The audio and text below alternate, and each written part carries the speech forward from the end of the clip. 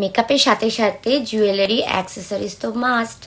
Jewellery ছাড়া একদম incomplete হচ্ছে মেকআপ। গোল্ড জুয়েলারি না সিলভার জুয়েলারি, কোনটা সিলেক্ট করবে? নিশ্চয়ই তোমরা কনফিউশনে থাকো। তাহলে চলো আজকে তোমাদের কনফিউশনটা একদম ক্লিয়ার করে দিই। গোল্ড জুয়েলারি রেড, মারুন, মাস্টার্ড, গ্রিন, বেজ আউটফিটে সব থেকে বেশি সুন্দর লাগে। আর সেরকমই silver jewellery blue, pastel, white, pink, light pink কালারে সব থেকে বেশি সুন্দর লাগে।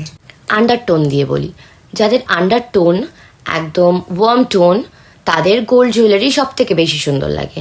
আর যাদের আন্ডারটোন কুল আন্ডারটোন, একটু পিঙ্কিশ পিঙ্কিশ আন্ডারটোন, এরকম পিঙ্কিশ পিঙ্কিশ আন্ডারটোন, তাদের সিলভার জুয়েলারি বা ডায়মন্ড জুয়েলারি বেশি সুন্দর লাগে। তাহলে তোমরা বলো তোমাদের কেমন আন্ডারটোন আর তোমরা কোন জুয়েলারি পছন্দ করছো?